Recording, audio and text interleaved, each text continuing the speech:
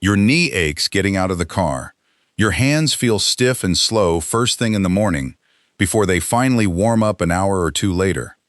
And the instinct that follows is completely understandable. Rest it, baby it. Move it as little as possible so it doesn't get worse. Here's what almost nobody explains clearly. For a lot of everyday joint pain and stiffness, that instinct, rest it, protect it, move it less, is often exactly backwards. Your joints and the cartilage inside them are actually built to depend on movement, not the kind that hurts, but the right kind, at the right time. Understaying still is frequently part of what makes stiffness worse, not better. Today, I'm going to walk you through 6 habits that genuinely support joint comfort and mobility as you age, ranked from a simple first step to the one I consider the real underlying key to it all. Number 1, the last one, reframes what joint pain even is in the first place. And once you hear it, a lot of the other 5 will make a lot more sense. So stick with me. Quick note before we start.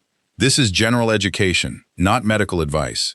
If you have diagnosed arthritis, a joint injury, or pain that's sudden, severe, or accompanied by swelling and redness, please see your doctor or a physical therapist, since some joint pain needs a proper, specific evaluation. All right, let's get your joints moving more comfortably. And tell me in the comments, which joint gives you the most trouble? Your knees, your hips, your hands, or somewhere else? I read every comment, and it helps others feel less alone in dealing with it too. Let's start with number 6, the simplest shift, and one you can start the moment this video ends. Coming in at number 6 is something almost too simple to sound useful. Getting up and moving briefly every 30 to 60 minutes, rather than sitting or standing still for long stretches. Here's why it matters so much, and here's the part most people never learn. Unlike most tissue in your body, cartilage doesn't have its own direct blood supply. It gets its nutrients and clears waste through a kind of squeeze and release action that happens specifically when a joint moves and bears weight, almost like a sponge being gently compressed and released. When a joint sits still for a long time, that exchange slows way down, and the joint can genuinely stiffen simply from lack of motion, quite separate from any underlying condition. That old saying, motion is lotion, is describing something very real and very literal. Here's how to build the habit. Set a simple reminder, or just get in the rhythm of standing and moving for a minute or two every time you finish a task, watch a segment of a show, or read a few pages. It doesn't need to be a workout.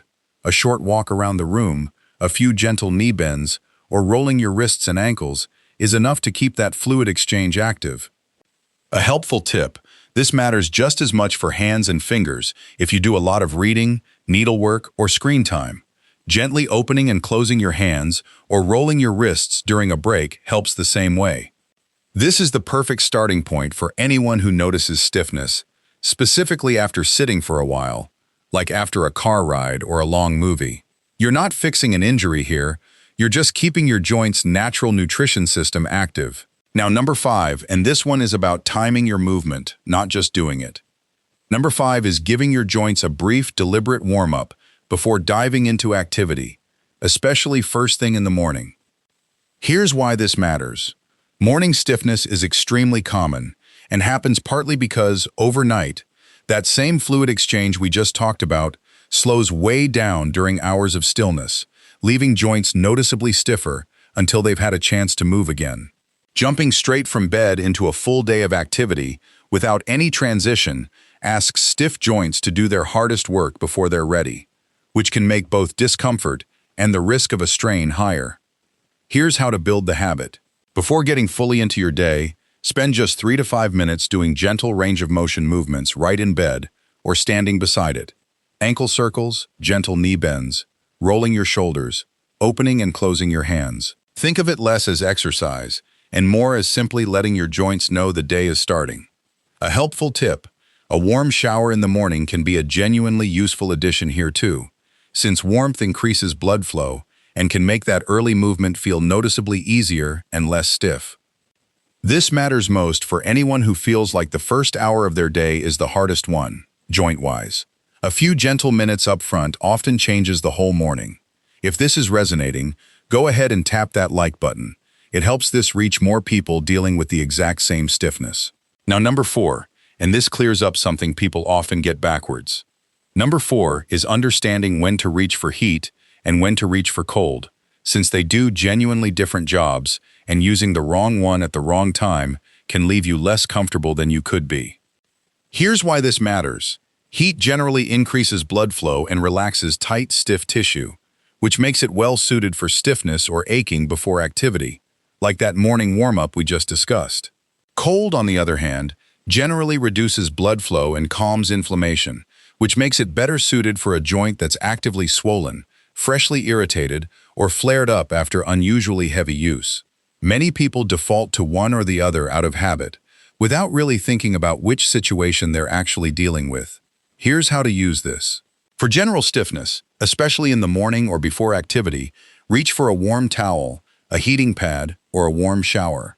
For a joint that's visibly swollen, warm to the touch, or flared up after a long active day, cold, an ice pack wrapped in a cloth, applied for around 15 to 20 minutes, tends to bring more relief.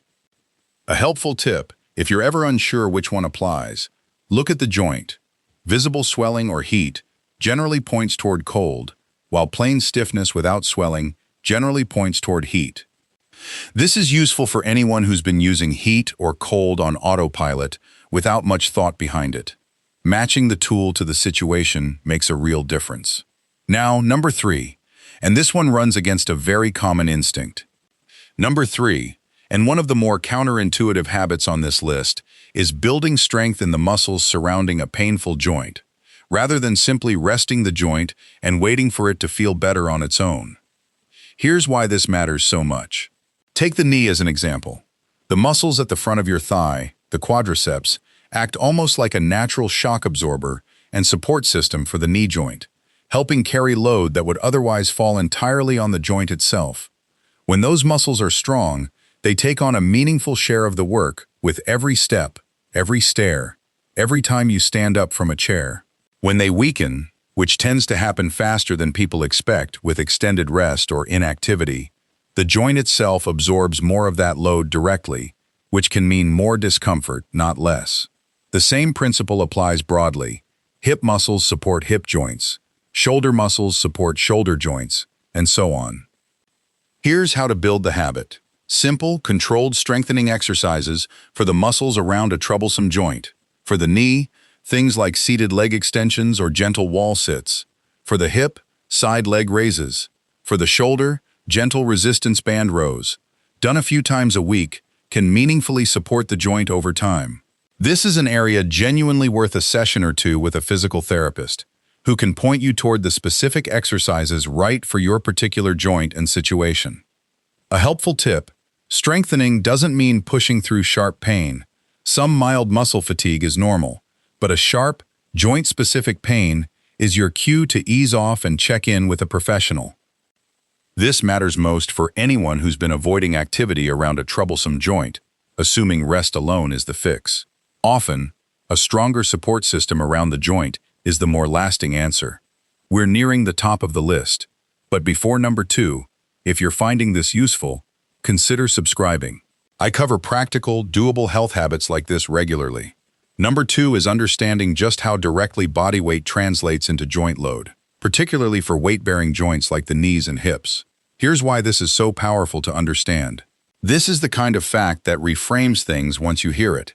Research on gait and joint loading has found that for every extra pound of body weight, the load on your knees during walking can increase by roughly 3 to 4 times that amount, due to the mechanics of how your leg absorbs each step. That means a relatively modest amount of weight change can translate into a meaningfully larger shift in the pressure your knees handle with every single step you take across a day. Here's how to use this.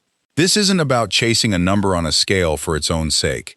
It's about recognizing that even a small, sustainable amount of weight change can measurably ease the daily load on painful joints, which is a very motivating way to think about the nutrition habits we've covered in other videos, like protein at every meal and eating the rainbow. Pair that steady approach with the joint-friendly movement we've already covered, since the two work together far better than either alone. A helpful tip: low-impact activities like walking, swimming, or a stationary bike let you build activity and support gradual weight management without adding extra pounding to already sensitive joints. This matters enormously for anyone whose knees or hips bear the brunt of their daily discomfort. Small, steady changes here carry outsized benefit. And now, the moment we've been building toward. Number 1.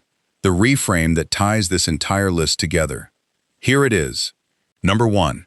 And the habit I consider the true underlying key on this list, understanding that a lot of ongoing joint discomfort is connected to chronic, low-grade inflammation throughout the body, not simply mechanical wear and tear from age alone. If you take only one thing from this video, let it be this. Here's why this reframes everything. For years, joint pain with age was mostly explained as parts simply wearing out, like an old hinge. But research increasingly points to chronic low-grade inflammation as a major ongoing contributor to joint discomfort and stiffness. And that inflammation isn't only local to the joint.